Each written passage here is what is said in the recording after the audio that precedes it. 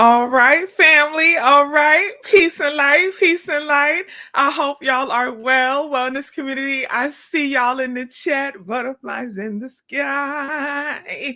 I can go twice as high. Take a look.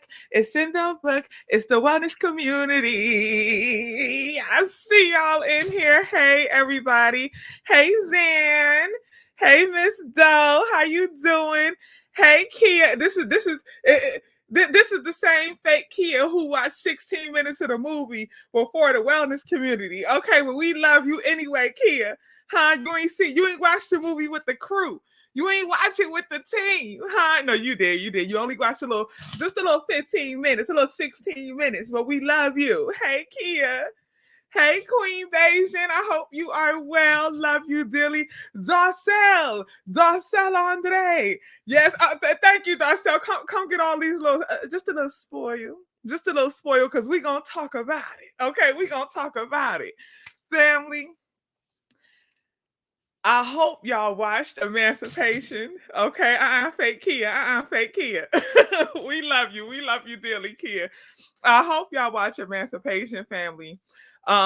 Emancipation is the new film starring Will Smith that was just released yesterday, December 9th, on Apple. Okay, I didn't even know the film was coming out on Apple, y'all. I didn't know it was going to be on Apple TV. I thought this film was going to be everywhere, like in theaters.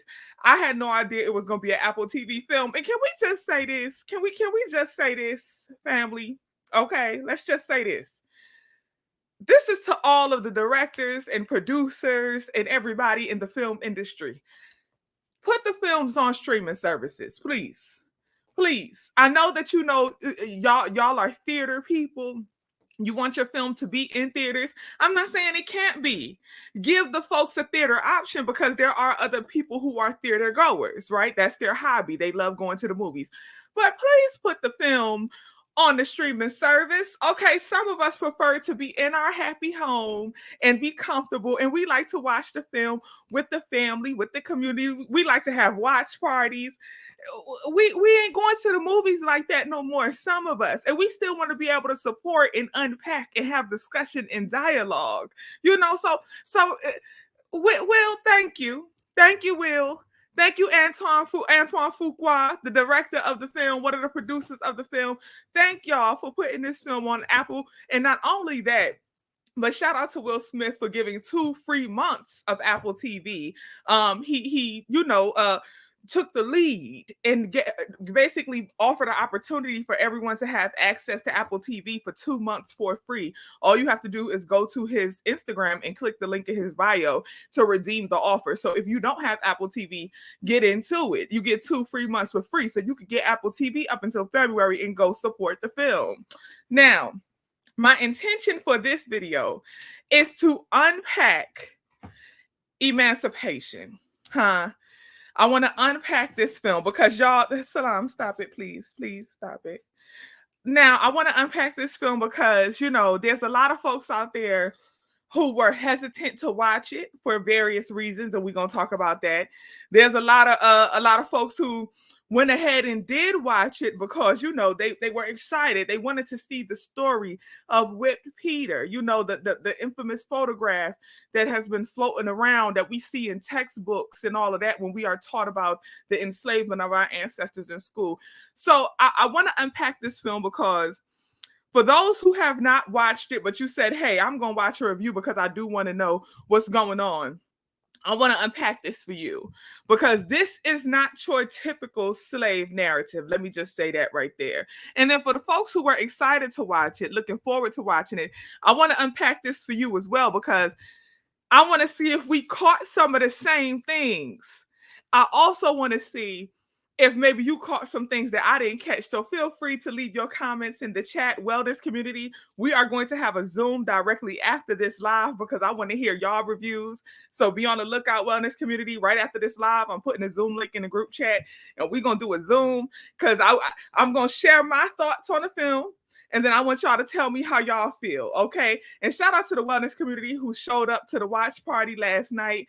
I hosted a watch party for Emancipation last night, and there was a bunch of us in there just getting in it, okay? We was in it, okay? We was on the edge of our seats, edge of our beds, like, ooh, okay. So shout out to the wellness community. Again, we are having a Zoom to so y'all can share y'all thoughts and share ideas and feelings and emotions about the film after this.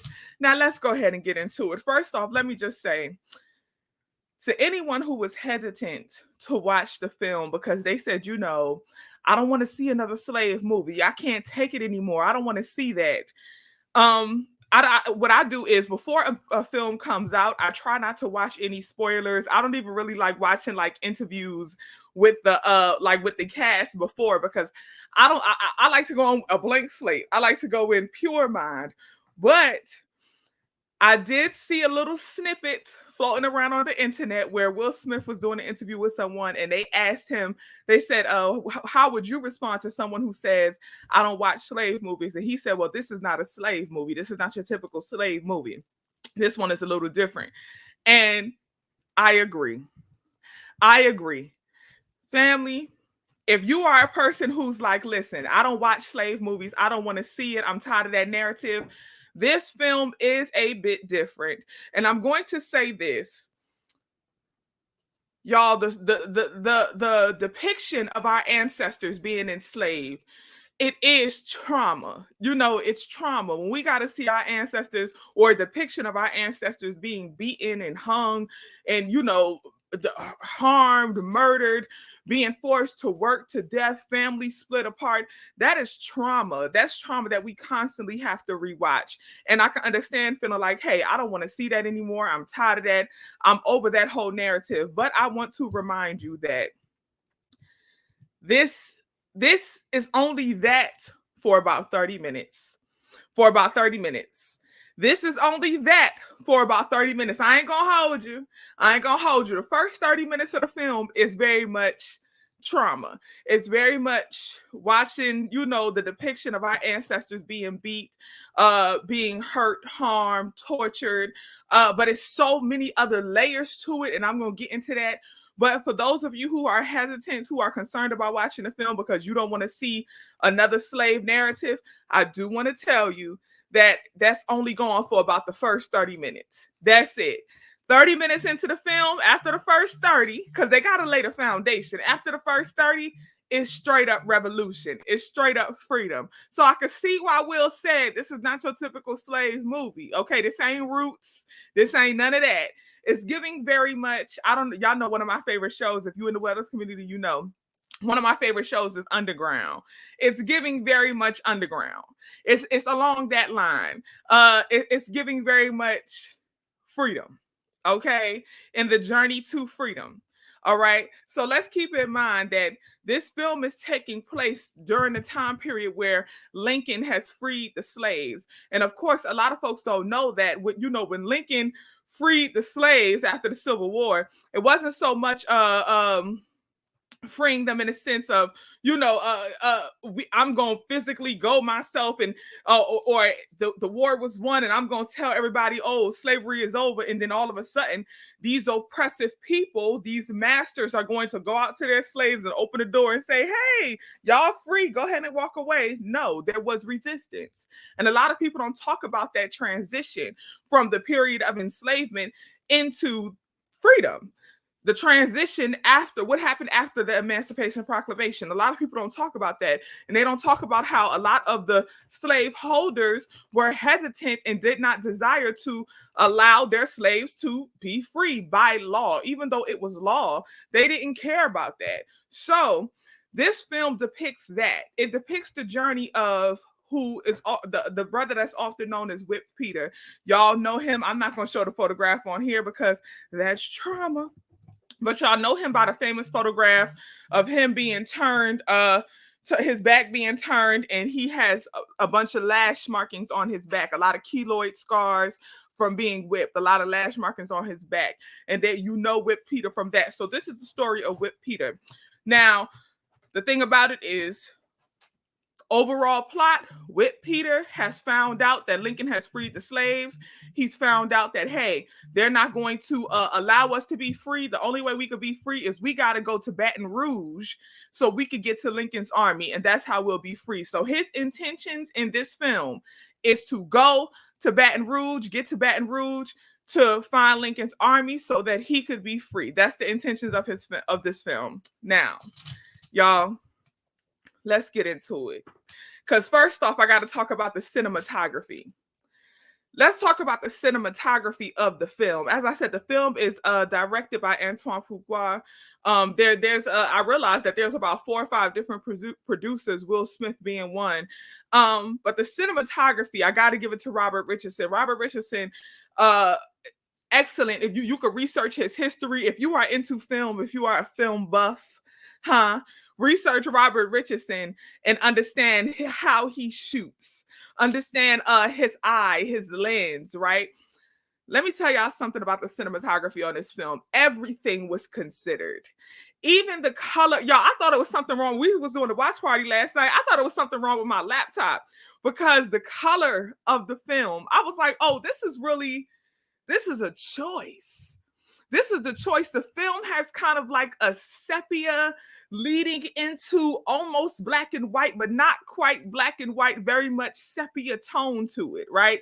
And the thing about that is it draws you in. So if you are a film buff, this portion is for you. If you are not, then you probably ain't gonna get it.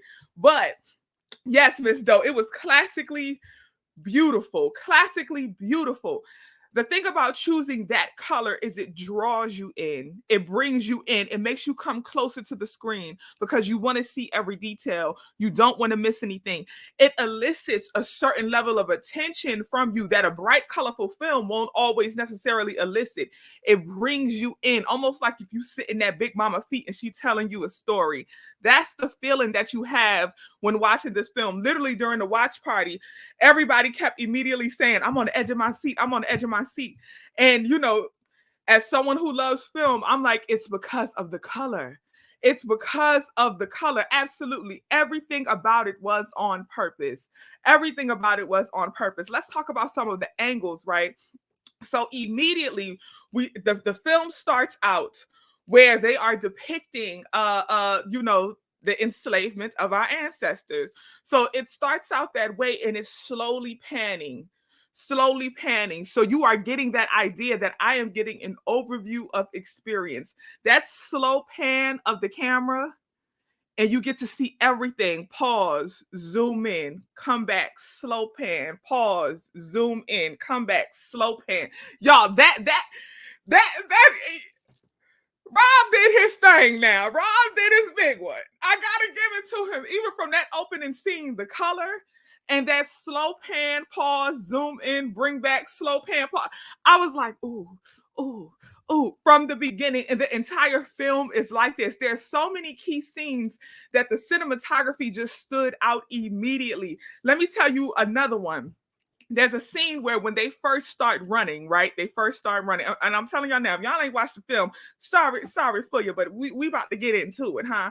There's a scene when they first start running, and there's, I believe, 4 of them. They're running in a row. And literally, it's like real time. It feels like you're running with them. Why?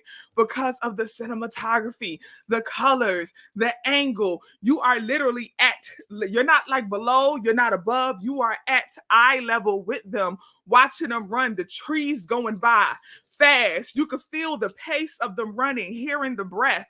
Y'all, it was like, oh my gosh, hearing the dogs barking, it literally felt like you were running with them. It felt like you were running with them. Okay, wait a second now. Where's my moderators? Huh? Moderators? Do I have any in the chat? Let me see. 1 second.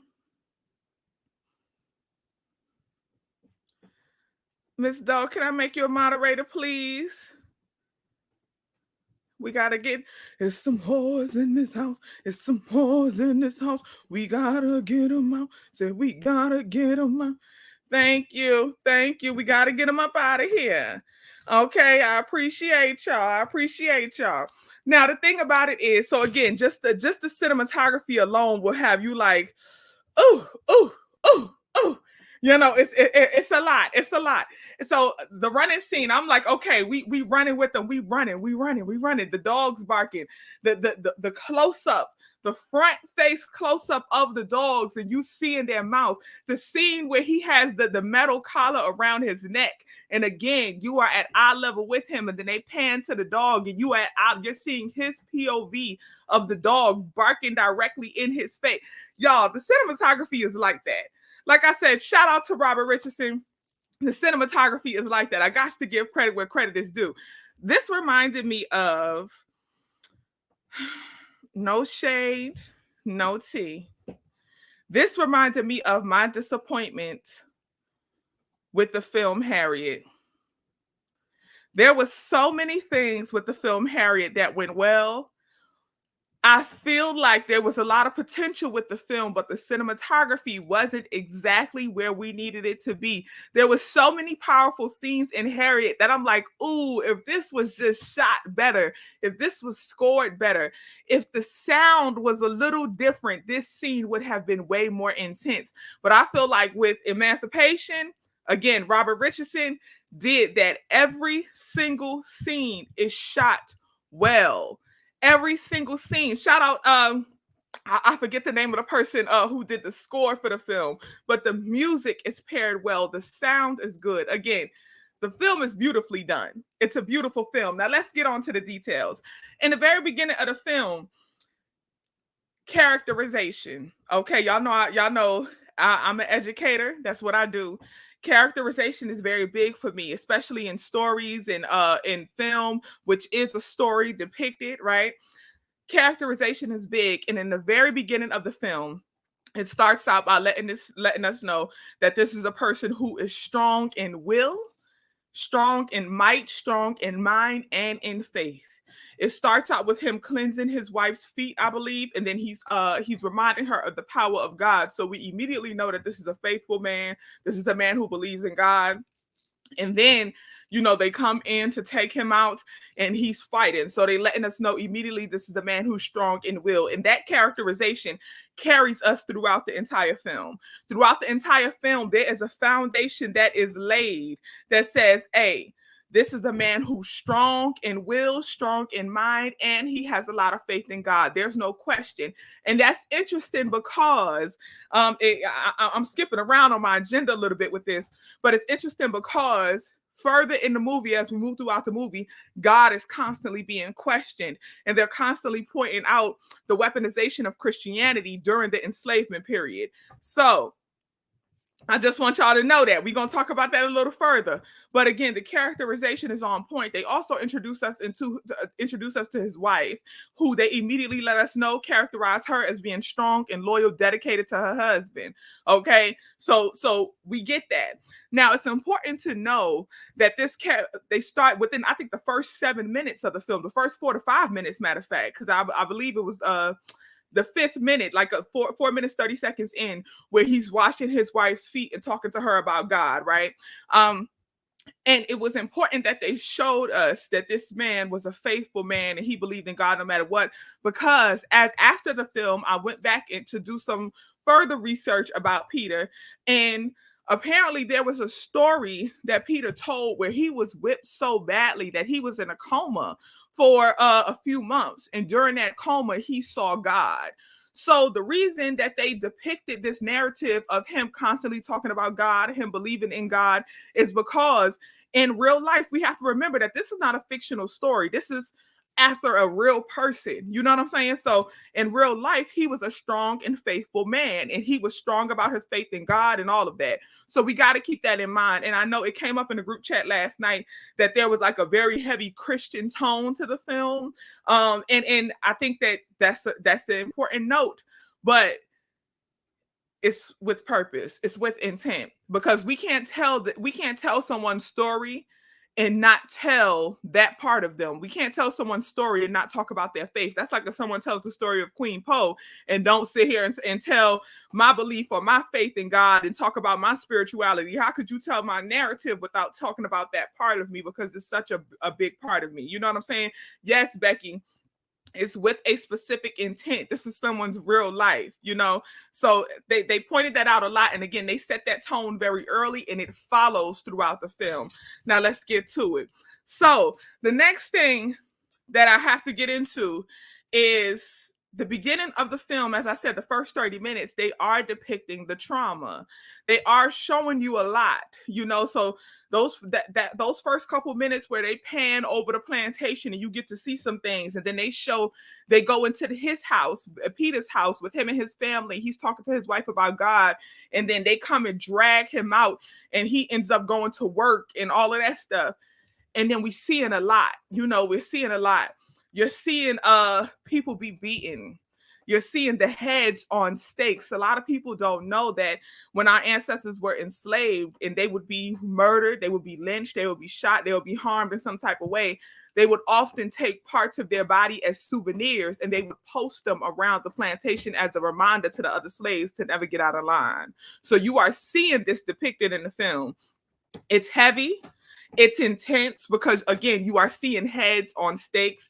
It's intense, but it's necessary because it sets a tone. As I said, the entire film, you're drawn in, you're listening close. But seeing that level of brutality set a tone of this is what's going on. This is how serious it is. This is how brutal it is.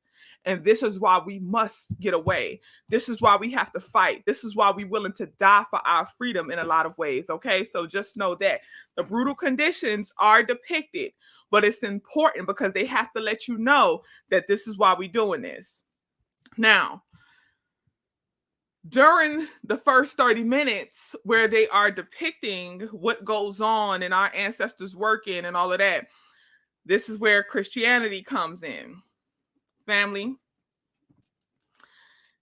the Christianity comes in the form of having some of our own ancestors preaching to our other ancestors who are working, right? So you see the enslaved people working, and then you see another enslaved person who is off to the side preaching, and they're quoting scripture and telling them you got to obey your master. Faith without Matthew, such and such, faith without works is dead. You got to work. Don't be afraid to work to the death for your master. And this is where the Christianity conversation comes in. This is where it comes in. This is where the Christianity talk comes in, because they are literally showing how Christianity was weaponized against our ancestors. And this is important because it continues. I was going to say sparks the present day conversation, but this conversation has been sparked. It's just continuing the conversation, right? Of, as Black people, should Black people be practicing Christianity? Because Christianity is the religion of the oppressor. And I could understand how some Christians get offended, because there is evidence of Christianity in Africa way before the period of enslavement. I'm going to say that again. There is a lot of evidence of Christianity in Africa way before the period of enslavement. I keep telling y'all need to go study Christianity in Ethiopia. The first church was found in Ethiopia. They tried to misdate it to the 3rd century, which still predates Europe. But then archaeologists went back and retested it and decided it came from either late 1st or early 2nd century. Go study Christianity in Ethiopia. So a lot of folks have issues because they like, hey, I don't want to talk about Christianity in relation to, our ancestors being enslaved and it being weaponized against our ancestors. But this is a constant conversation that we have to have. And the reason we got to have this conversation is because the Christianity as practiced today is not the Christianity that our ancestors was practicing before enslavement. There are two different types of Christianity. The foundation is the same, but certain things were added.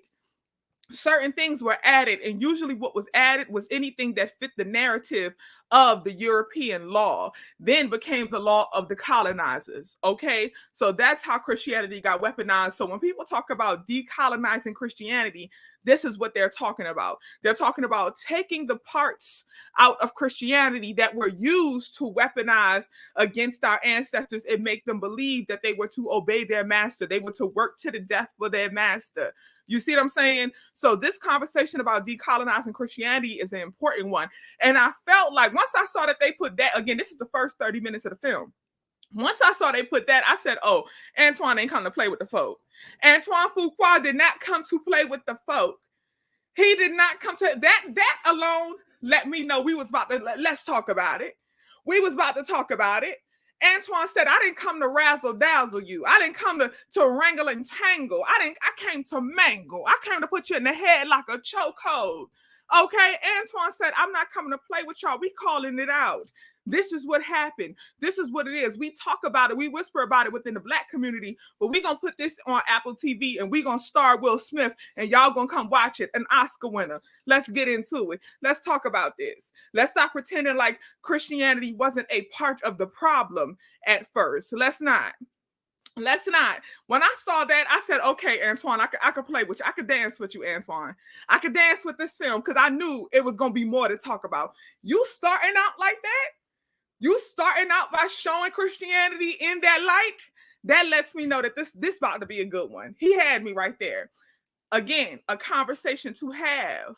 Again, something to think about, something to talk about, something to research. Let's research the history of Christianity before enslavement. Let's research how Christianity was weaponized and colonized. Okay, let's talk about how we can decolonize Christianity so we could move forward better. The film already gave us a little gem. It already gave us a little homework, and that's in the first 30 minutes. Now let's get into it. The next thing, okay, because I got notes, family. I got notes. The next thing is when during, again, the first 30 minutes, there was a brother who tried to run away. He got caught. When he got caught, they branded an R on his face, again, highlighting the brutal conditions. They branded an R on his face, right? He gets the R branded. Now he's forever marked as a runaway. They would brand them if they ran away so that anybody who saw them knew that they were susceptible to running, as well as it was a method of embarrassment.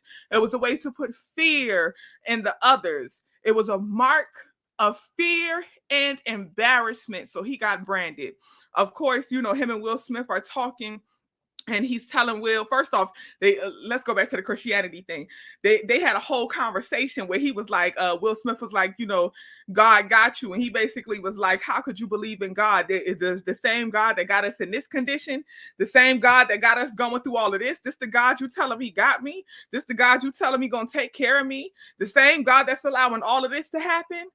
The same God that's allowing us to be beat down and enslaved. This is the God that you telling me got me. The same one that they tell us said that we got to worship our master and honor our master. This the same God you talking about? That brother literally, he brought up the conversation and Will said, well, Peter says, I got to stop saying Will because he's playing the character Peter. Peter says, I know God and I'm going to pray to him for you. He says, I'm going to pray for you. You know what I'm saying? So that's important to know because that lets us know the rebellious spirit of this brother with the R on his face. Now let's get into him. Him and Will, they out working now, and they bent over and he points out a black man who's working for the slave catcher. And wellness community, I don't know if we caught this in the film, right? He tells the story of the black man that's working for the slave catcher. So the black man is on a horse. You know, he's like the head nigga, they call him. You know, he's on the horse. He's chastising the other slaves, telling them to get to work. He's hand in hand with the slave catcher, working for him, helping to brutalize his own people. And the brother with the R in his face, I'm sorry, I don't remember what his name was, but the brother with the R in his face, he turns and he starts telling Peter the story. And he said that we were sold together.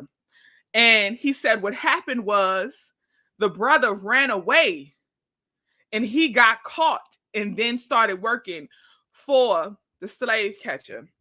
And family, this sparked a conversation for us because, listen, it's easy to look at that brother and be like, oh, he a sellout, he a sellout, he a sellout. How could you? How could you talk about it? Not talk about it, but how could you sell your people out? How could you start working for the master? How could you start working for the slave catcher? He's a sellout, right? That was the narrative. But listen to his story. He started out as a runaway, got caught, and then turned into an overseer. Now, listen to me, family. I don't agree with that at all. But here we go, Miss Doe. He did it for survival. He did it for survival. The thing about it is, and this happens till this very day, present day, freedom by any means necessary. And for some folks, their version of freedom is becoming the very oppressor that they are trying to free themselves against. I need y'all to hear me on this one. A lot of folks will sit here and talk about freedom and talk about capitalism and talk about how we got to take back our power until they get some money and they become powerful capitalists themselves. A lot of folks don't necessarily want freedom. A lot of folks just want to become the oppressor.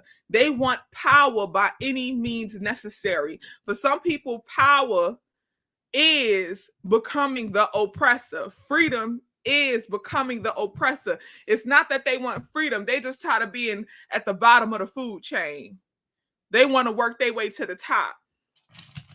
They want to work their way to the top. Becky, this is a good perspective. Becky said, or safety by any means necessary, because sometimes he got captured. Sometimes it could have been safer to be to work with the slave catcher than what the consequences would have been if he would have, continued on being a freedom fighter. Darcel said they want supremacy. Speak on that, Darcel, because see, that's how I felt about it, and I appreciate Becky's perspective because it could have been for safety. And the thing about it is, it could be a combination of both. He could have did it for safety. He could have did it for supremacy. And what make me feel like he did it for power and for supremacy, I feel like he did it for those reasons, because if we think about the end of the film, where your own people, if it was for safety, when his own people came and took over, Salam, stop it. If his own people, when his own people came and took over, he had the opportunity to say, hey, I'm with y'all before Peter did him in, before Peter done him. Okay, he could have said, I was just doing it for my safety. I just did it so I could survive. He didn't say that. He didn't say that. He didn't say that. He was still willing to go work with the people. You know what I'm saying? He was trying to cop please, but it wasn't to the extent of, hey, I was just doing what I had to do to survive. He didn't say that. But I thought that was an interesting conversation, because as I said, we got a lot of folks who are overseers now. We got a lot of folks who are playing that role now. We got a lot of folks who act like they are fighting for freedom, but really you are just fighting for supremacy. You act like you fighting for freedom, but really you just fighting for power. You tired of being at the bottom of the food chain. You want to work your way to the top, but you don't want to say that because you need the people who are at the bottom of the food chain to help you out so you can step on them and get to the top. But we just gonna think about it. We ain't gonna say no names, huh? We just gonna think about it. And it's, again, another good conversation to have. So this film leads us to a lot of good conversations that we could be having within the community. We got the weaponization of Christianity. Okay, we got that. We got we don't need to have the brutality conversation, well, we've been had that, but the weaponization of Christianity. We got this idea that some folks is fighting for freedom and then some folks is fighting for supremacy, as Darcel said. Now let's go to the next portion. Something that really, that I'm not going to say shocked me, but I was like, oh, okay. Once again, Will, Antoine, y'all ain't playing with this one. When they showed the white deserters. So working alongside our enslaved ancestors, they showed white deserters. And I had to research, like, what is a deserter? Because I had never heard that term. So apparently a deserter is basically someone who went AWOL and got captured. So a deserter is somebody who left their military post or duty without consent, right? That's what a deserter is. So you had, they depicted literally on one side of the grave, there was a mass grave, and Peter, played by Will Smith, was on one side of the grave throwing bodies in, and the white deserters was on the other side, right? And it showed that, first off, they was in the same conditions. They both dirty, both uncared for. They both working hard. They said, hey, y'all gotta put the master, the overseer, said, y'all gotta put some lime on these bodies because it's stinking up the plantation. And the white deserter basically was like, I ain't doing it. Why we gotta do it when we got a good nigga to do it? Showing that they still, even though they in the same conditions, even though y'all doing the same work, you still have a sense of supremacy over the black man.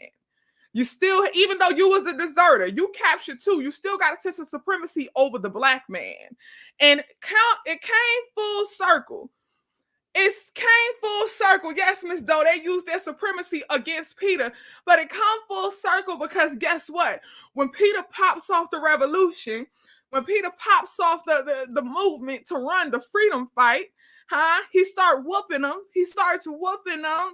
He starts slinging shovels. When Peter start popping it off, the deserters start running too. The white men start running too. And guess what? That slave catcher was on that horse and he's shooting. He's shooting black folk and he shot them too. They got gunned down too, just like the other black folks, just like the enslaved people. They got shot down too. So you got this feeling of supremacy for what? You feeling like you better than for what? We in the same conditions. We doing the same work. We having the same issues. We being oppressed by the same people, but you still think you better than me. And at the end of the day, y'all on that ground together. Done. Something to consider, because yet another conversation to have. Now we got to have the conversation about how Martin Luther King was trying to have a collective when he tried to do the poor people's movement. And he said, hey, if we could get black folks and poor whites together, that'll be a movement. And a lot of the poor whites didn't want to come together in movement with the black folks because they still felt the sense of supremacy. They still felt the sense of supremacy over black folk. So imagine the day where you can let go of your supremacy and actually come together for movement and for change. Imagine that day. Imagine when that would happen. Yet another conversation that could be had from this film, The White Deserters. Okay, now let's get back to it. Now, let's move to the swamp scene. So Will done popped it off. He taking a shovel and he batting folks, and him and about 3 or 4, I think it was like 3 or 4 other people start running, right? And then this is the scene that I told y'all, they running through the forest and the camera work is excellent. The trees is flying by. You hearing the footsteps, you hearing the brush, you hearing the dogs barking. This is when it's like, oh, this is good. This is when they really start getting super intense. About 30 minutes into the film. Y'all, the goal was to get to a swamp, right? The goal was to get to a swamp. They get to one swamp, and when they get there, there's a gator in the swamp. Now the other brothers, they just jump in. Peter and the other 2, they just jump in. They like, hey, we gotta do because the slave catchers is on their heels. They like, we gotta do. One boy, young boy, he was scared to get in. He can't swim, right? And then he see the gator, so he's scared to get in. The dogs catch him. Boom. Like I said, the other ones done went ahead now. They in the water. The dogs catch him. Boom. Young boy sitting there looking, watching him in the swamp. He nervous. Dogs come. Boom. Snap him up. They eating him up. Yum, yum, yum. When they eating him up, the slave catcher pull up on a horse and he's talking to him. And he's asking him questions. He's asking him where they going. What's the plan? The boy starts snitching. The boy starts talking that he already ate up. This man already over you with the gun. You know what I'm saying? There's 3 of them. They're already doing what they do. He start talking. They go into a swamp. They trying to get to Lincoln's army. The slave catchers like they going southeast. He's like, yeah. He's like, oh, okay, all right. I think southwest. He was like, yeah. He was like, all right, Lincoln's army. He said, yeah. They tell him. They said, okay, go on now. They making him think that they about to let him go. Go ahead and go. Go ahead. He get in the water. Now he willing to tread the water now, right? The gator in there still, but now he willing, right? Get in the water and they shoot him in the back. Kill him. Now, some folks was like, he's snitching. See, that's some of those, that's one of those conversations because he was already caught, he was already captured. And to save himself, he was willing to tell on his people. And at the end of the day, you still ended up getting done. And again, something that happens a lot till this very day. You will sell out your own people, and at the end of the day, you still get caught up in the same trap that you thought your people was gonna catch you up in. He was scared to get in the swamp because of the gator. You get caught up, you start snitching. They tell you could go, and you end up still getting in that same swamp with that gator instead of going with your people. You know what this made me think of? It made me think of how, as Black folks, we'll offer each other an opportunity. And sometimes our own people would rather work for them than work with us or take a chance on your own people. You know what I'm saying? Sometimes your own people would rather go over there and go work for somebody else than to take a chance with you, because they got all these fears about what you might do and what might happen and what could happen. And then you go over there and what you was fearing was going to happen with your own people end up happening with them. You know what I'm saying? He was scared to go swim with the gator when his people was telling him to get in the water. But you go, and now these people catch you. You start snitching and you start talking to them. They let you go. And what you do? You go get in there with the gator. You should have went with your own people. You would have been free too. Could have been, maybe, possibly. You should have stuck with your own people. You know what I'm saying? Again, yet another conversation that could be had. Some of y'all need to be willing to. It's a gator in the swamp regardless. It's a gator in the water regardless. We all taking a chance with the gator. There's a concern that something could happen with all of us, but you rather go swim with your people than wait and risk getting captured, and you spoiling something, potentially spoiling something for your people, and you still regardless gonna have to go swim with that gator. Might as well go with your own. Might as well go with your folk. You see what I'm saying? Yet another conversation that could be had. This film is packed. It's packed with discussion. This reminds me of a discussion I was having with one of my homegirls where we said, I ain't gonna get into that. Again, this film is packed with conversation, but let's get into it. The next topic, okay, family. This is a big one. After the swamp scene, Will Smith, he gets into a little tussle. Because he swam through the swamp and he's wading in the water. That made me think of wade in the water. Wade in the water, children. Wade in the water. God's gonna trouble the water. God's gonna trouble the water. Y'all like that, right? I know y'all thought it was Beyonce. You was looking away from the screen, and you had to turn back real quick because you thought it was Beyonce. I know you thought it was, but it's not. It's just me. It's just me. Thank you, Portia. My mixtape is coming soon. Okay, I do vocal lessons on Saturdays. Okay, join if you want to. But yeah, so Will Smith is wading in the water, right? And he ends up getting out, and then boom. The gator gets him and he starts fighting the gator. Y'all, this scene is so powerful because it brings the wife back. He's in the water, he's fighting for the gator, fighting for his life. He ends up, killing the gator and making it out. But y'all, as he's experiencing this, his wife, again, she has not ran with them. His wife and children are still on the plantation. They laying in the bed together, sleep. His wife is dreaming and she's feeling all of the emotions. She's dreaming of him and these intense emotions. So it shows her in the bed stirring. And y'all, I felt like this scene was so powerful. Salam, stop it. I'm talking to the people. I felt like this scene was so powerful because it showed the connection of a soulmate. It shows the connection of what it means when you are truly with somebody that your soul, your spirit is connected to. She felt her husband. She woke her daughters woke because she was shaking, and her daughters woke up and they was asking her if she was okay, and she was like, your father, I dreamed of your father. And they was like, you think he's alive? And she said, I know he is. I know he's alive. She knew her man was alive.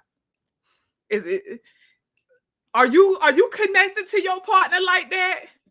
Huh? Do you be sleeping and you can feel your partner like that? Huh? Do you have that type of soul, that type of spiritual connection? It had me I'm checking these niggas. I'm checking them. It had me truly questioning love and examining love, that level of connection where you felt the soul, you felt his spirit fighting. I said that's Black love right there. That's Black love right there. Okay. And I feel like that That scene alone is one that could be talked about if we talking about relationships, and that's that true spiritual connection. Is this person your soulmate? When they fight, do you fight? When they feel, do you feel? Do y'all feel each other? Hmm. Hmm. Think about it. The next one. Okay, so Will, he fights the gator, he overcomes the gator, the slave catchers are still looking for him, they on him the whole time. Y'all, he runs into one of the brothers that that had originally ran with him, the brother with the R on his face. They had, I forgot to tell you, they had split directions. Okay. But he runs into him, and when he runs into him, they both hiding because the slave catchers is on their heels, and Will comes to him with some onions, and he says, listen, what I need y'all to do, he said, what I need you to do is rub these onions on you because it's going to get the smell off. He said, they're not going to be able to smell you if you rub the onions on you. And the brother was in such a state of mistrust. First off, you got to think of what he was feeling, right? The brother with the R in his face. He's already hot and he's nervous. He's scared. He's by himself. So he's with he sees Will. He's like, don't you get me caught. Get away from me. Don't get me caught. This is his second time trying to run. Second time that we know of. Only the second time that's depicted in this film. We don't know how many times he's tried to run before. Now the thing is, the brother says, he's scared. Don't get me caught. He got his little blicky. He got a little blicky with him. You feel me? So he like, don't get me caught. You back up. Will like, hey, rub these onions. Rub these onions. If you rub the onions, the dogs won't be able to catch a scent. The brother don't even trust him. You got to think he been on his own for so long. He's like, get away from me. You tripping. Now I'm saying it in my own word. He wasn't saying you're tripping. He's talking his how they talk. But he's like, you're tripping. You feel me? Like, back. I'm on my own. Will go hide in the tree. Now the brother goes and hides in another tree. He didn't rub the onions on himself. The dogs end up sniffing him out. The brother ain't trying to come down. He basically like, I'm a free man. Y'all can't catch me. I'm not on what y'all on. They end up shooting him down out of the tree, and he dies. He didn't rub the onions on himself. Immediately, we having a watch party with the wellness community. I immediately said, see, this is why y'all got to know y'all herbs. We got to know our herbs, okay? With that being stated, I immediately went into the group chat. I was like, y'all, Dr. Layla Africa, he has a book, African Holistic Health. Right now it's on sale on Amazon for $17. If you don't have it, go get it. I sent them 3 herb recommendations. Y'all know my other one, 20,000 Secrets to Tea. That's a light one for beginners. For intermediate to advanced, especially for Black folks, get the Guide to African Holistic Health. That's by Dr. Layla Africa. Okay. That's important because that guide, it's a thick book now, but it got a lot of information, and he wrote it catered to and geared to the physiology and psychology of Black folks. So the mind and body of Black people, and what herbal remedies, what things you can use for what illnesses, mentally and physically for Black people. Okay. Y'all need to get that book. It's on sale right now on Amazon, $17. I had put it in the group chat last night as we was watching this, because I said, y'all, this is why you got to know your herbs. Because him knowing the power of that onion is what saved him. Him knowing that, hey, we could rub this onion on ourselves and it's gonna get rid of the smell. That's what saved Peter, played by Will Smith. That's what saved him. Okay, we got Black folk. We got to get to know our herbs. We got to be able to go. I'm not saying like, oh, we might have to run away. I'm not saying that, but you never know. But I'm saying for any reason, you never know where you're going to be at or what's going to happen, where you may need to utilize some type of herb for some type of healing medicine. And you could go on the side of the road somewhere and go pick something up and be like, hey, that's this. Matter, we could rub that and it's going to get rid of that rash. I'm speaking for experience. I broke out in hives when I was in Egypt. We was literally had pulled up in front of this it was like a house, but y'all know I be in the hood when I travel. It was a house, but in the house they was selling art. Okay, so it was like a house/art store in the house. All right, it was a painter in there. He was selling his art. So we pulled up in front of his house, and I had hives. I was like, oh.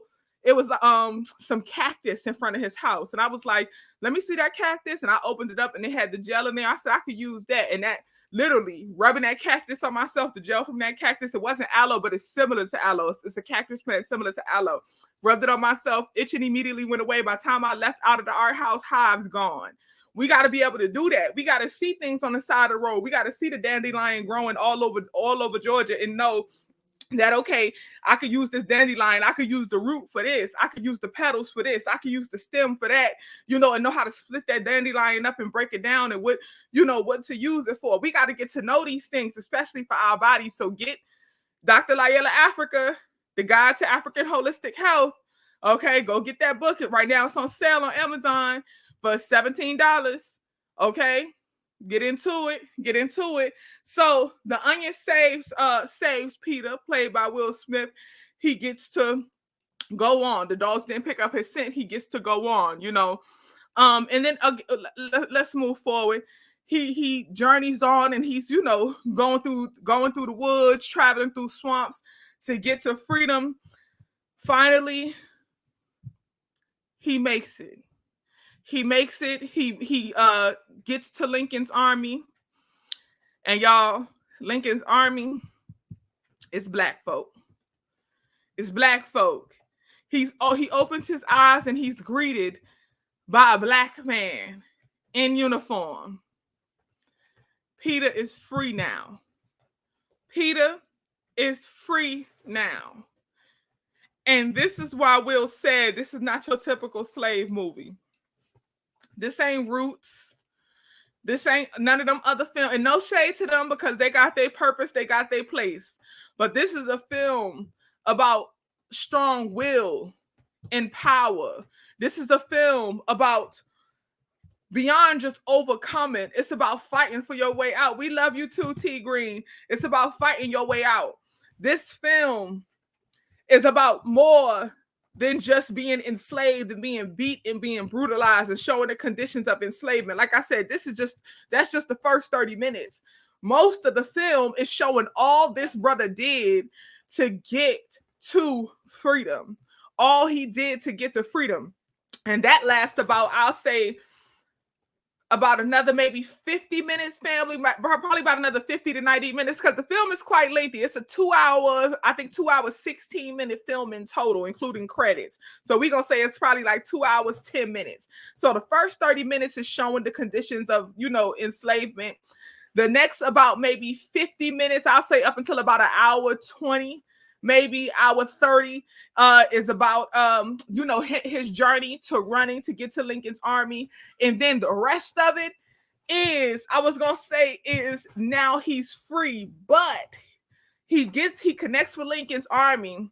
Lincoln's army is black men who are in the military, okay? Black men who are serving, and they are going around the country and they are freeing our enslaved ancestors, because again, the Civil War had been won. Again, we know that they're supposed to be free, but Lincoln had freed the slaves, I should say. So we know that they're supposed to be free, but a lot of the overseers weren't voluntarily freeing the slaves. So this military of black men was going from plantation to plantation, knocking down the overseers and setting the slaves free. You know what I'm saying? And we get to see that at the end of the film, how they was moving from plantation to plantation and knocking them down. And freeing the enslaved people. You feel me? Black men doing this. And that's a narrative that I don't feel like it's talked about enough. I feel like oftentimes when people talk about our ancestors being freed, they don't talk about how black men in the military, people who were former slaves themselves, were able to go from plantation to plantation and freeing their own people. You know what I'm saying? So the thing is, Will runs into Lincoln's army, but then he's forced to serve in the military. And that's where it gets a little touchy, because this is another conversation we could have from this film. Lincoln is free, but then he's forced, not Lincoln, Peter is free, but then he's forced to serve in the military. He don't really want to. He's reluctant, but he's forced to serve.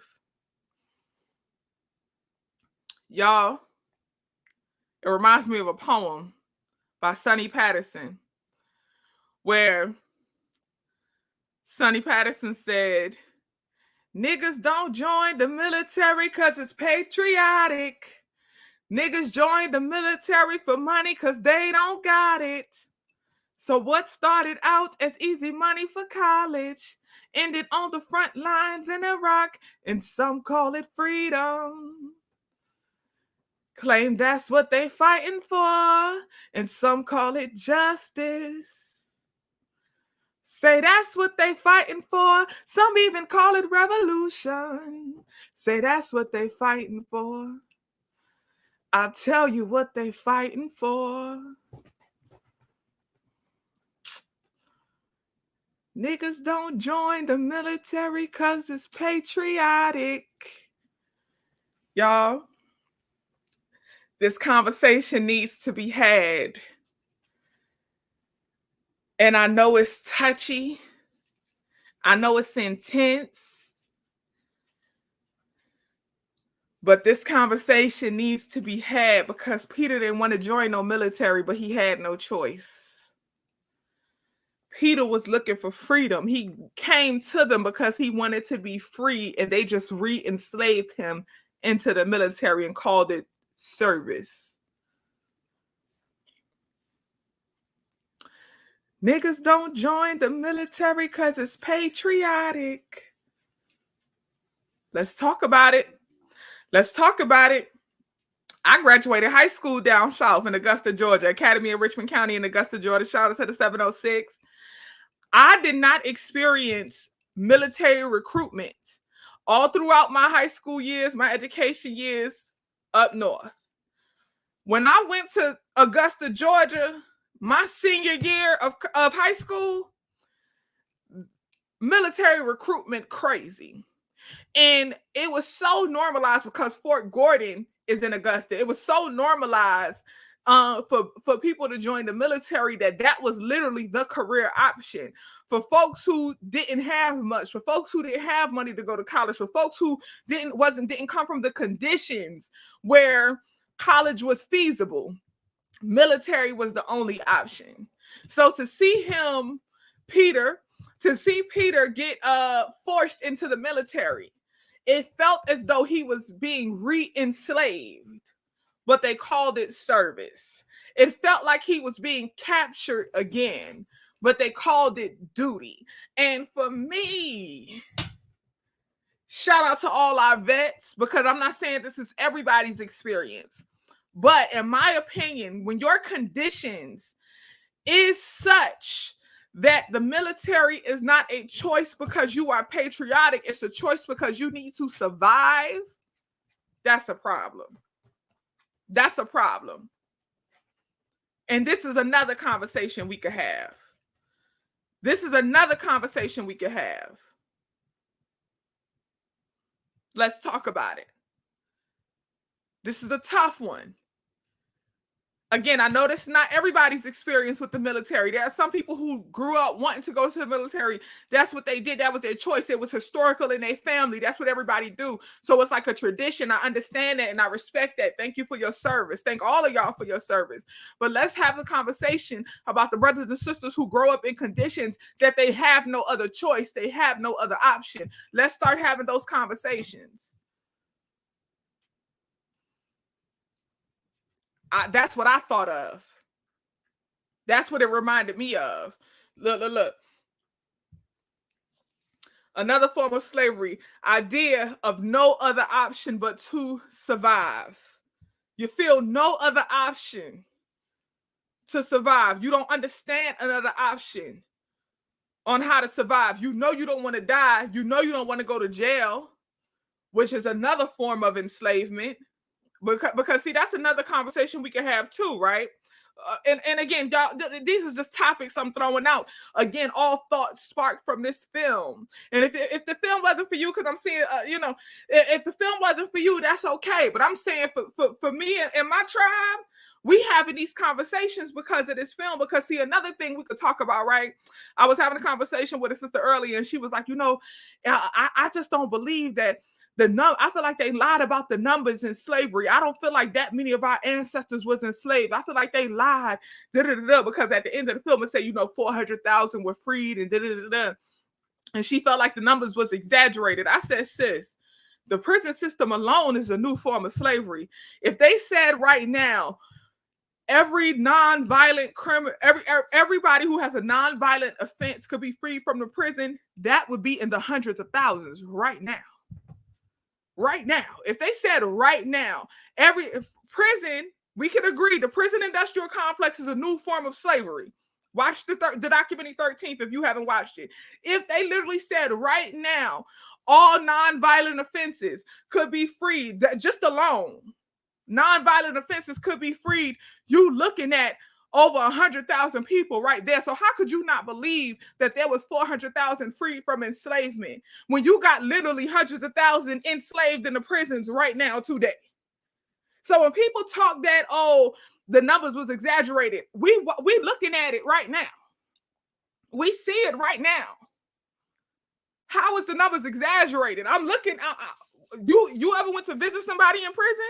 Have you ever been to prison yourself or been to jail or anything? Have you ever even been to the bookings? You're looking at it every time you walk through those doors. So when people don't believe the numbers, I'm like, how when you live in the numbers today? But that's another conversation we could have. That's another conversation. Let's talk about how many people wouldn't be in the military if they had another choice of survival. Let's talk about if we freed them. How many would that be? Let's talk about it. You see what I'm saying? But I'm going to move on. I'm going to move on. Just conversation sparked by the film. Now, he goes into the military. Okay, forced into the military. Y'all, of course, you know, the Confederate Army still got beef. They still battling. They still trying to fight for their territory, fight for their land. So they show him, you know, they fighting. Okay, the battle is going on. Y'all, there's a battle scene. I don't think y'all realize how good that battle scene was. Again, the cinematography. Again, the directions. Okay, the director. Shout out to Antoine. Shout out to Robert Richardson. Shout out to Will Smith for the way he played that role. Y'all, that battle scene was so good. I was talking to a sister of mine earlier, and she was saying that for her, she said she would say top 5 battle scenes of all time. I can't debate it. Because we started going through battle scenes. We started talking about Glory. We started talking about Saving Private Ryan. We started just going through battle scenes. And yeah, you said the way they charged towards that cannon. Yes, Miss Doe. It was intense. Yes, it was intense. Okay. Played the hell out of the role. Will Smith played the role. Get to the cannons. Yes, Cynthia. Yes. Get to the cannons. That battle scene was intense, y'all.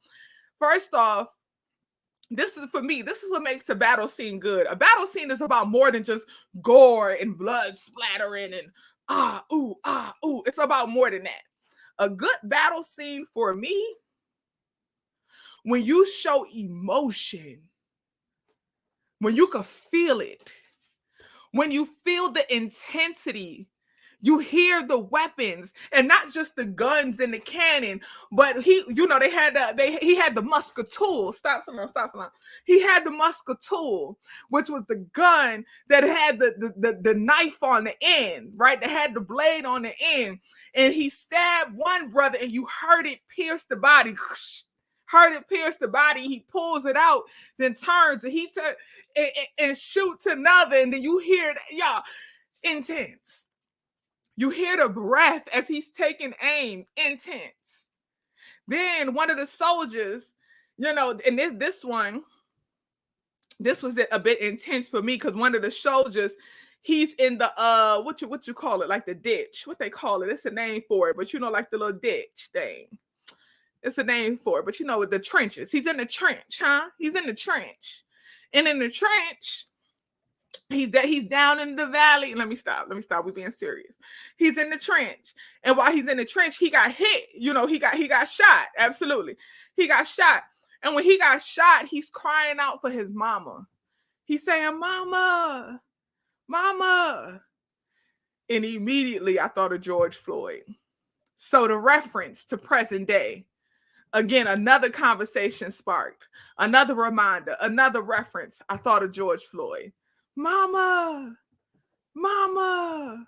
I was like, oh man, oh man, that was intense. That was intense. And then Will put his hand over, because his intestines was hanging out. The soldier who was shot, his intestines was hanging out. And Peter, played by Will, puts his hand over the intestines and he says, just, you've done well. Just go home to mama. Go home and be with your mama. And the soldier closes his eyes and he dies. That was a scene. That battle scene was intense. Y'all see, I'm over here like, the battle scene was intense. It was intense. Like I said, you get the action, you get the running, you get the intensity, you get the weapons, you get all of that. And then you get that reminder that mama, you get that reminder and they draw you in yet again. Then they show, Will is hit, he's injured. You don't know if he's going to make it. It's super intense. And you like, what's going on? Will makes it. Peter makes it. He survives the battle. Next thing you know, they marching on to the plantation. Forward. They marching on to the plantation. And now Peter is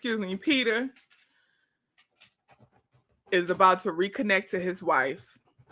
And this is the part that I was nervous about because I was like, all right, y'all won the battle. How this gonna end? They go to the plantation. The soldiers, they start offing, they burn down the house because that's another thing we don't talk about. Again, that transition, they won the battle. They burn down the house. They kill the master. They start killing the overseer. They kill the black guy who was working for the slave catcher. They all of them done them. All of them. They laying everybody out. And then the black soldier turns to the enslaved ancestors and he says, y'all are free. Y'all are free. And they can't even believe it. They're shocked. They can't even believe it. Oh, yes. Because thank you, Miss Doe. They had sold his wife, and his wife had made a sacrifice to stay on the plantation. Yes, she had damaged her hand. Thank you, Chef Nia. She made a sacrifice to stay on the plantation. She had damaged her hand so that she couldn't get sold because she would be of no use if her hand and her arm was messed up. So she damaged her body so that she could stay on the plantation, right? Because she knew that her husband, she knew her man, she knew Peter was going to come back and get her. So now they done won the battle. The army, including Peter, has returned to the plantation to free the people. Stop salam. And they telling the people, hey, y'all are free now. And they don't even believe it. They're like, me, I'm free. What? Like they in shock. Like, what does this mean? But then they start crying. They start rejoicing. Peter goes into his old house. He looking for his wife. And he can't even, come on. Talk about it, Miss Doe. Talk about it. Talk about a love story. That was a love story. He's looking for his wife. He go back to the house. He's asking for his wife, and he can't find her. He go back outside. He's yelling for his wife's name, and then he sees his wife, and they reconnect, and the family is back together. Dual Goddess Divine Jane, I love your name. Dual Goddess Divine James said, best movie ever. Best movie ending ever. Best movie ending.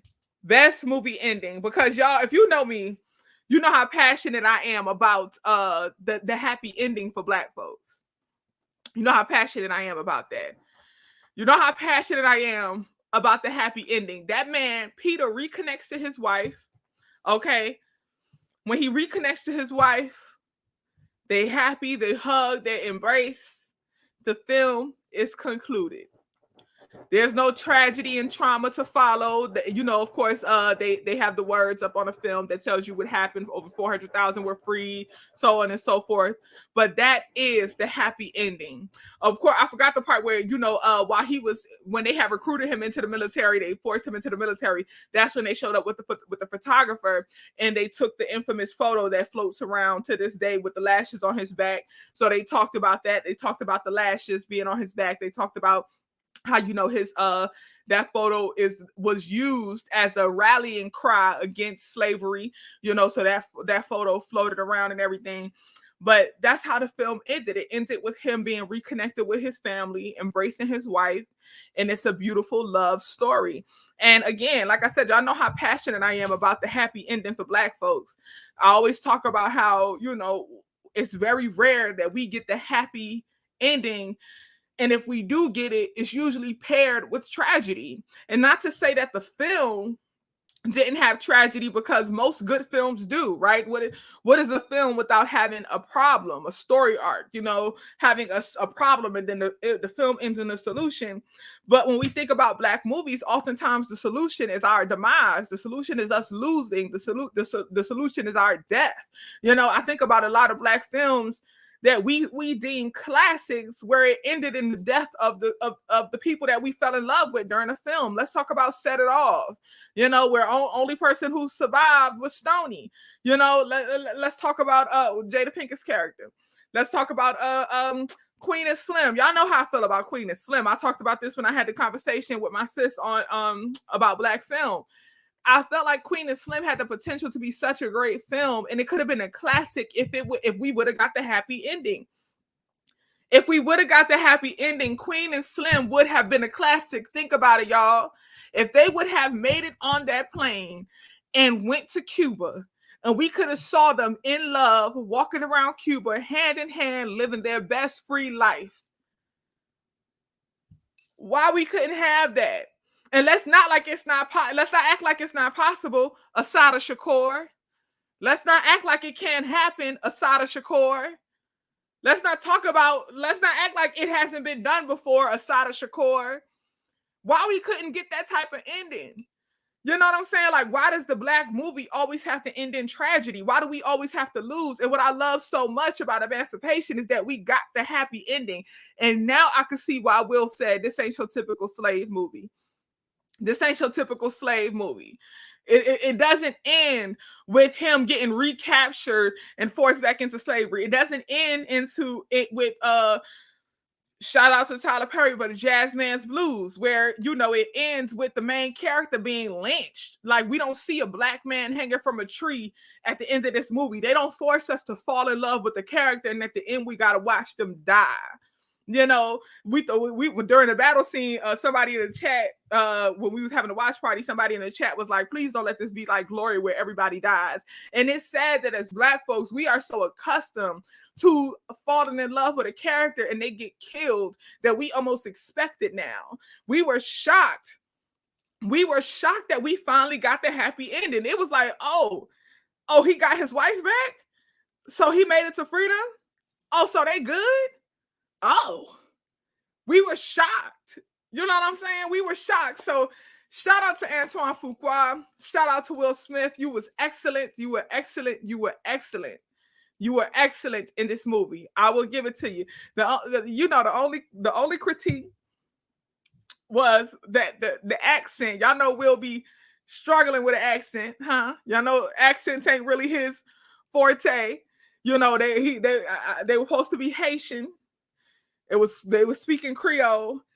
His accent, will we love you, but that accent be going in and out. That accent be double dutching. It be jumping in and out. Okay, jump in, jump out, turn yourself about. Okay, I was like, all right now, Will, all right now. But the film is so good that you don't even notice it that much. You just skip over that. He did well. Even with the accent, he did well. He did the best that he could, and better than I think anybody else could have expected. Kudos to Antoine Fuqua. Kudos to Will Smith. Kudos to Robert Richardson, the cinematographer, because as I said, excellent. Everybody that was involved in the film. Costume, I believe it was a sister who was on costume and wardrobe. That the military uniforms, I was paying attention to all that. Excellent costume choices. You did well. You did well. Y'all did well. If y'all haven't watched Emancipation, go watch it. Like I said, have some of these conversations. It's filled with talking points. Okay, it's filled with some deep dive conversations, deep dive discussions that could occur based on this film. Get into it. Wellness community, thank y'all for showing up to the watch party yesterday. We got another watch party. If y'all didn't see, I announced it in the group chat. Our next watch party, Wellness Community, is going to be December 15th. We are watching the Miss Cleo documentary. They got a documentary coming on HBO Max for Miss Cleo. Wellness Community, you best be tuned in. We are having the watch party because you know we going to talk about Miss Cleo. Y'all know, call me now for your free reading. Call me now for your free reading. Okay? Wellness Community, get into it.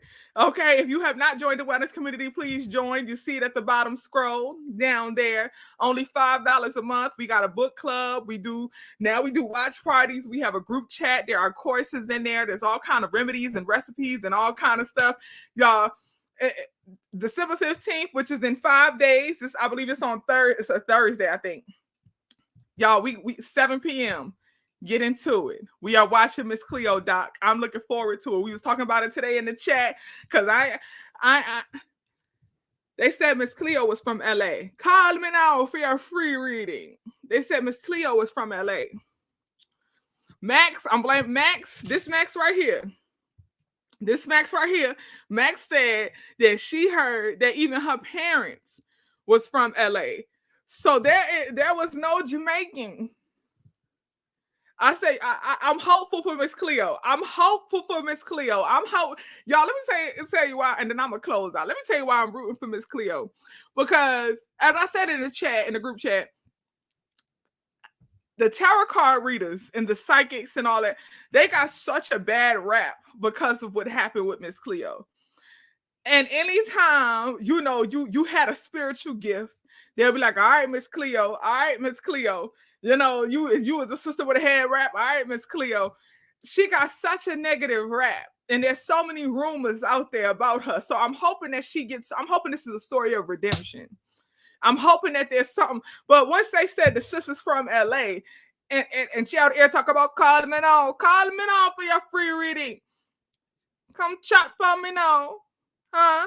Come chat for me. Huh? Come call me out chat, man.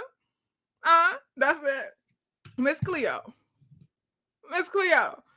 And then even if the sister did put on a character or she did adopt the character, what I said in the group, I said, y'all, that's a trauma response. Because if she really ain't from Jamaica and she adopted a whole character and became this Jamaican person and stuff, that's a trauma response. So now I even want to see what trauma she went through that got her to that point. I got questions, Miss Cleo. Miss Cleo, come chat upon me. Come to me YouTube and talk upon me, huh? Where you want me to be? What you want to do? Come talk to me, Miss Cleo. I just want y'all to know my accent is, I'm doing Jamaican accent. It's still better than Will Smith with that Haitian accent, huh? Come chat upon me, Miss Cleo. Will Smith, we could battle in the accent, them. You want battle? You want battle upon the accent? Huh, Will Smith? Oh, she dead. Oh, no, Max. Oh, no, Max. Y'all, for real, she really is. Y'all let me know in the comments. Oh, no. Is she for real? Thank you. I appreciate it. Thank you. Is she for real? She really gone? In 2016? Oh, Miss Cleo. I didn't know. Oh, no. Y'all should have told me. You know what? I always loved Miss Cleo. I believed her from the beginning. Miss Cleo, we are rooting for you. We are all rooting for you.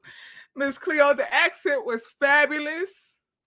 It was fabulous. I believe, Miss Cleo, I believe that she has Jamaican heritage. Max, why you trying to drag me down with you? Max, why you drag me down with you, Max? Why you let me go down this road, Max? Ooh, Miss Cleo, I'm a fan. Huh? Good God, I should have ended it a long time ago. I love y'all.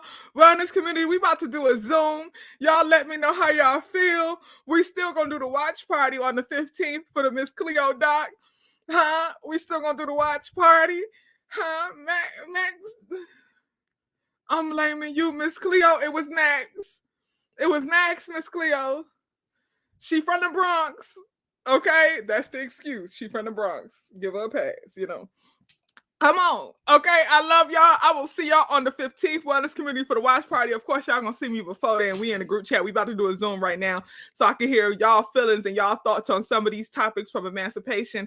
I will see y'all there. I love you dearly. Much peace. And check the group chat because I'm about to drop the Zoom link right now. Love.